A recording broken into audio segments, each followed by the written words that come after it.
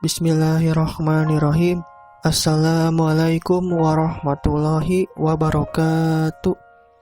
Alhamdulillah wa syukurillah wassalatu wassalamu ala rasulillah wa ala alihi wa sahbihi wa mawalah la haula wa la quwwata illa billah. Qala rabbi shrah li sadri wa yassir li amri wahlul 'uqdatam min lisani yafqahu qawli amma ba'du. Segala puji bagi Allah, Tuhan yang berhak disembah, Rabb yang berhak disembah. Salawat dan salam kepada Nabi kita, junjungan kita semua, Habibana wa Nabiyana wa Maulana Muhammad Sallallahu alaihi wasallam, dan juga kepada keluarganya, para sahabatnya, para tabi'in tabi'atnya, dan sampailah kepada kita semua sebagai umatnya fi dunia wa akhir zaman. Amin amin ya Allah ya Rabbal alamin. Pada kesempatan kali ini kita akan mempelajari tafsir surat Al-Kafirun.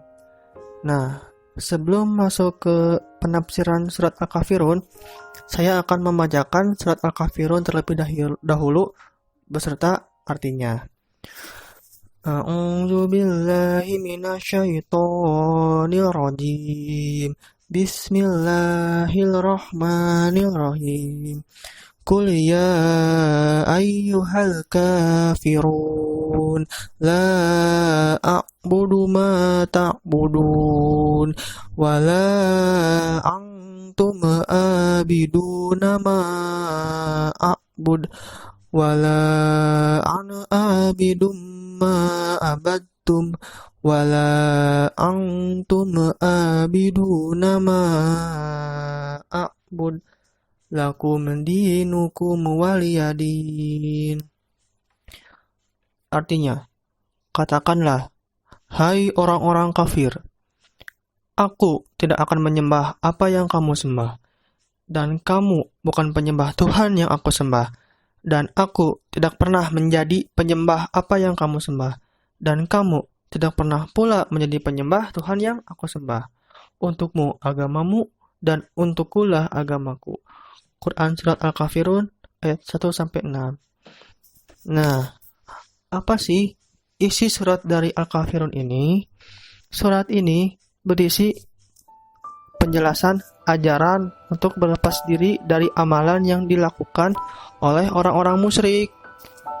Surat ini berisi perintah untuk ikhlas dalam melakukan amalan.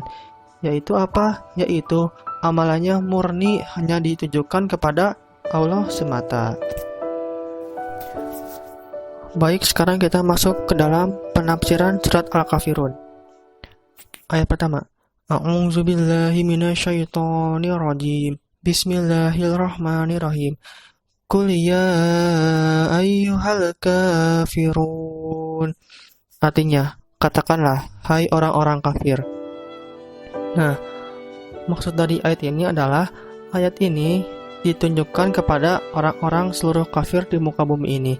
Akan tetapi, konteks ayat ini membicarakan tentang orang-orang kafir Quraisy. Lalu, mengenai surat ini, ada ulama yang menyatakan bahwa karena kejahilan orang kafir Quraisy, mereka mengajak Rasulullah Shallallahu alaihi wasallam untuk beribadah kepada berhala mereka selama 1 tahun. Lalu mereka akan bergantian beribadah kepada sesembahan Rasulullah, yaitu Allah Subhanahu wa Ta'ala selama 1 tahun pula. Jadi sistem beribadahnya tukeran. Mereka orang-orang kafir beribadah kepada Allah Subhanahu wa Ta'ala selama 1 tahun. Lalu mereka menyuruh Rasulullah Shallallahu alaihi wasallam untuk beribadah kepada sesembahan mereka juga selama 1 tahun, yaitu kepada berhala. Akhirnya gitu, Allah Subhanahu wa Ta'ala pun menurunkan surat ini. Allah memerintahkan kepada Rasulullah Shallallahu alaihi wasallam untuk berlepas diri dari agama orang-orang musyrik tersebut secara total. Nah, masuk ke ayat 2 ya. La a'budu ma ta'budun. Artinya, aku tidak akan menyembah apa yang kamu sembah. Maksud dari ayat ini adalah yaitu berhala dan tandingan-tandingan selain Allah tidak akan pernah disembah oleh Rasulullah Shallallahu Alaihi Wasallam. Masuk ke ayat selanjutnya, ayat 3. Wala antum abiduna ma a'bud. Artinya, dan kamu bukan penyembah Tuhan yang aku sembah. Maksudnya apa? Yaitu yang aku sembah hanyalah Allah semata, tidak ada sekutu baginya. Masuk ke ayat selanjutnya. Wala ana abidum ma abattum. Dan aku, artinya, dan aku tidak akan pernah menjadi penyembah apa yang kamu sembah. Maksudnya adalah aku, Rasulullah, aku tidak akan beribadah dengan mengikuti ibadah yang kalian lakukan, yang orang-orang kafir lakukan. Aku, Rasulullah di sini, aku hanya ingin beribadah kepada Allah Subhanahu wa taala dengan cara yang Allah cintai dan Allah ridhoi. Lalu oleh karena itu selanjutnya Allah Subhanahu wa taala mengatakan kembali, wala antum abiduna ma a'bud. Artinya, dan kamu tidak pernah pula menjadi penyembah Tuhan yang aku sembah. Maksud dari ayat ini adalah kalian tidak akan mengikuti perintah dan syariat Allah dalam melakukan ibadah. Bahkan yang kalian lakukan adalah membuat-buat ibadah sendiri yang sesuai selera hati kalian. Hal ini pun dikatakan dalam ayat lain dalam surat lain sebagaimana yang Allah firmankan. Dalam Quran surat An-Najm ayat 23 yang artinya mereka tidak lain hanyalah mengikuti sangkaan-sangkaan dan apa yang diingini oleh hawa nafsu mereka, dan sesungguhnya telah datang petunjuk kepada mereka dari Tuhan mereka. Nah, ayat ini secara jelas menunjukkan untuk berlepas diri dari orang-orang musyrik dari seluruh bentuk sesembahan yang mereka lakukan. Lalu, seorang hamba seharusnya memiliki sesembahan yang ia sembah. Ibadah yang ia lakukan tentu saja harus mengikuti apa yang diajarkan oleh sesembahannya. Rasulullah Shallallahu Alaihi Wasallam dan para pengikutnya menyembah Allah sesuai dengan apa yang Allah syariatkan. Inilah gitu makna dari kalimat ikhlas, la ilaha illallah Muhammadar Rasulullah. Maksud kalimat yang agung ini adalah tidak ada sesembahan yang berhak diibadahi melainkan Allah, dan jalan cara untuk melakukan ibadah tersebut adalah dengan mengikuti ajaran Rasulullah Shallallahu Alaihi Wasallam. Orang-orang musyrik melakukan ibadah kepada selain Allah padahal tidak Allah izinkan. Oleh karena itu Rasulullah Shallallahu Alaihi Wasallam mengatakan kepada mereka dalam ayat selanjutnya, lakum dinukum waliyadin, untukmu agamamu dan untukkulah agamaku.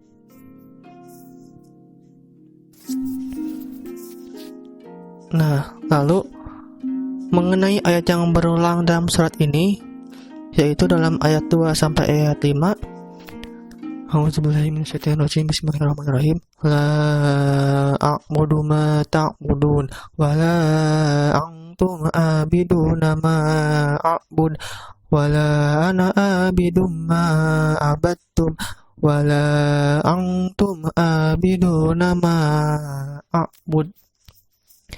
Yang artinya, aku tidak akan menyembah apa yang kamu sembah, dan kamu bukan penyembah Tuhan yang aku sembah.